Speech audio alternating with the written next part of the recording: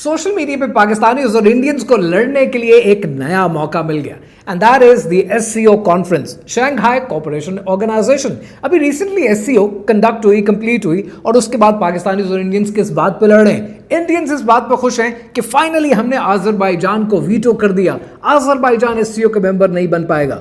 Pakistanis, हमारे लोग क्यों खुश हैं? हमारे लोग इस बात पर खुश हैं कि हमने आर्मीनिया को वीटो कर दिया, आर्मीनिया इसका मेंबर नहीं बन पाएगा।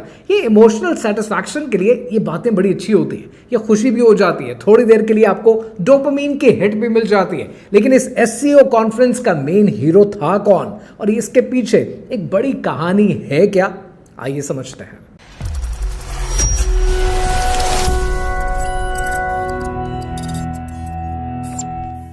इस एससीओ कॉन्फ्रेंस का अगर आप एजेंडा उठाकर देखें तो आपको 3 लफ्ज सुनने को मिलेंगे। पहला है टेररिज्म, दूसरा है सेपरेटिज्म और तीसरा है एक्सट्रीमिज्म।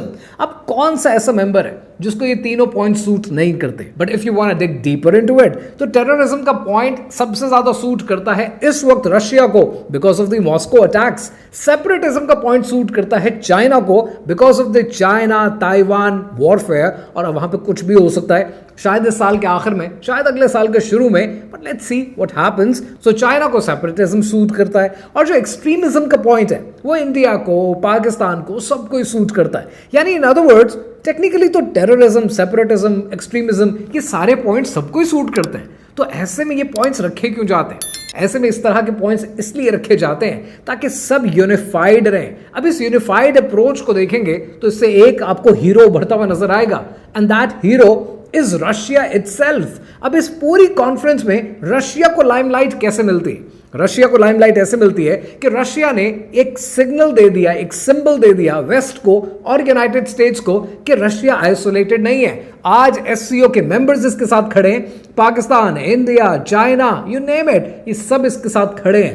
लेकिन सवाल एक बनता है, वो सवाल ये है कि अगर ऑलरेडी अगस्त में अलास्का में ट्रंप और पुतिन के बीच में सीज फायर को लेकर बहस हो चुकी और उसमें रशिया ने कह दिया कि हमें ये इलाके मिलेंगे तो ही हम जंग खत्म करेंगे, और उन पॉइंटर्स को यूएस ने नेटो मेंबर्स के साथ डिस्कस भी कर लिया और इवन जेलेंस्की को भी बता दिया, तो फिर रशिया को आज ये सिग्नल देने की जरूरत क्या है कि हम आइसोलेटेड नहीं है? रशिया की बातें तो मानी जा रही हैं। अब ये समझने के लिए आपको थोड़ा सा कहानी को रिवाइंड करना पड़ेगा। अगर आप रशिया को देखेंगे तो आपको रशिया की शक्ल में एक ऐसा मुल्क नजर आएगा जिसने हमेशा वेस्ट की सुप्रीमेसी को, उसको इन्फ्लुएंस को चैलेंज किया है। इवन अलास्का की मीटिंग के बाद भी रशिया रुका नहीं है, रशिया ने सीज फायर नहीं किया, रशिया की तरफ से अटैक्स जारी है एंड दैट इज समथिंग कि जो नेटो के मेंबर्स जिसको पसंद नहीं करते, नेटो डजंट लाइक इट। और एक और वजह नेटो के पसंद ना करने की वो एनर्जी क्राइसिस है।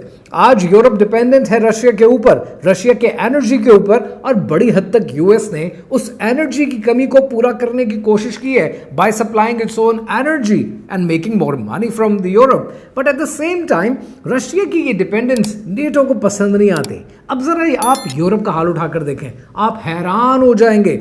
ऐसी बातें आपको सुनने को मिलेंगी जो आपको मेन स्ट्रीम मीडिया कभी बताता ही नहीं है। फ्रांस ने अनाउंस किया है कि हेल्थ केयर सेक्टर और हॉस्पिटल्स तैयारी पकड़ें क्योंकि 2026 में जंग हो सकती है और इस जंग में 10,000 से लेकर 50,000 कैजुअलिटीज भी हो सकती हैं। सो जहां जहां पर इंफ्रास्ट्रक्चर बनाना है, हॉस्पिटल्स बनाने हैं, बना लें। फ्रांस ये सब कुछ क्यों कर रहा है? गोल्डमैन सैक्स रिपोर्ट करता है कि फ्रांस ने अपना डिफेंस बजट बढ़ा दिया है 2.9% ऑफ द जीडीपी।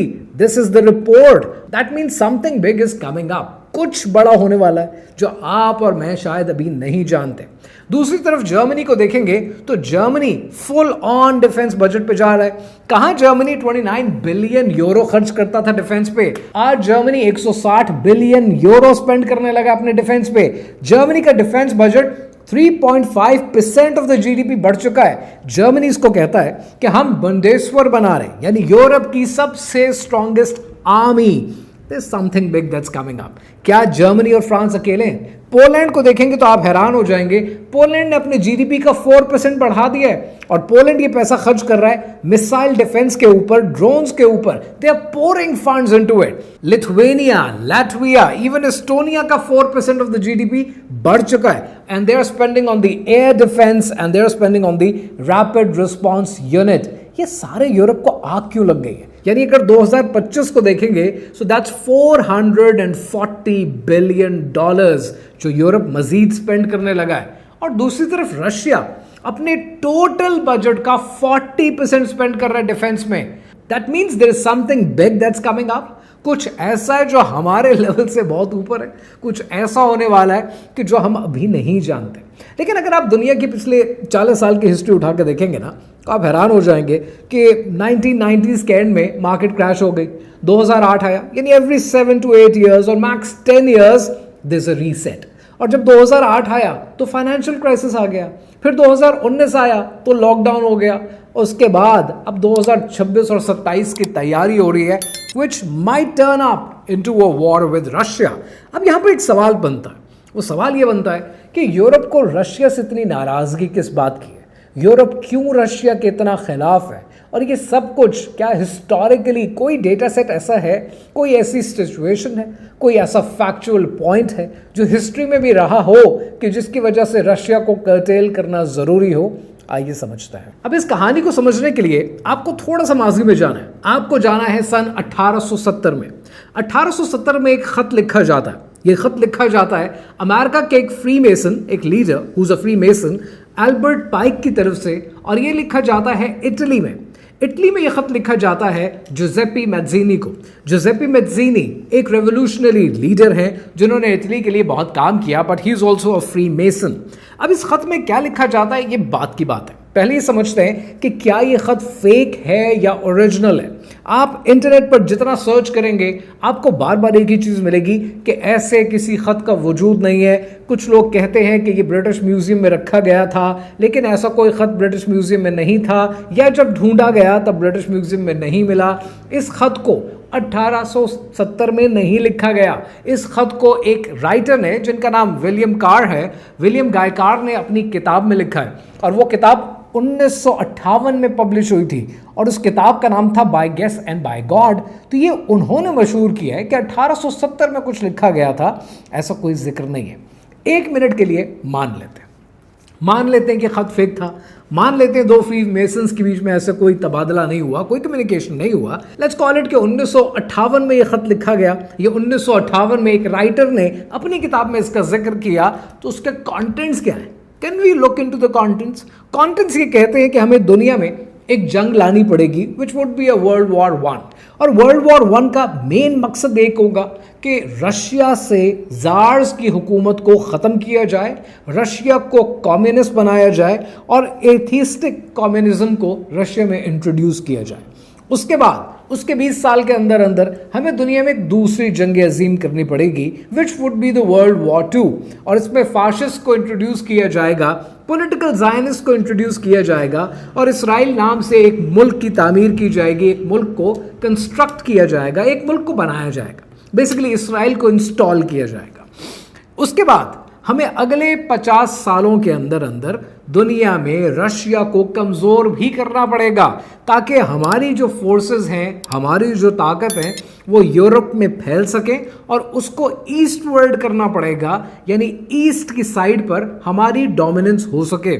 आज अगर नेटो, अभी बात खत में नहीं लिखी हुई, आज अगर नेटो ईस्टवर्ड मूवमेंट करता है, डेनमार्क को शामिल करता है, सब मुल्कों को शामिल करता है, और ईस्ट में आ जाता है, यूक्रेन की तरफ आता है, तो रशिया को डेफिनेटली थ्रेट तो फील होता है। तो रशिया डेफिनेटली उस थ्रेट के ऊपर काम करता है। बाल्टिक रियासतों का आप शामिल कर रहे हैं तो रशिया का एतराज अपनी जगह बनता है। But right now what you need to see is the NATO is moving eastwards, and based on that Russia को अब हमें कमजोर करना है। और कमजोर करने के बाद तीसरी जंग अजीम का भी जिक्र होता है। जब इस लेटर में तीसरी जंग अजीम का जिक्र होता है तो उसमें ये कहते हैं कि हमें उसके बाद तीसरी जंग अजीम करानी है पॉलिटिकल ज़ायनिस्ट्स और इस्लामिक लीडर्स के बीच में, जिसमें दोनों अपने आप को तबाह कर लें।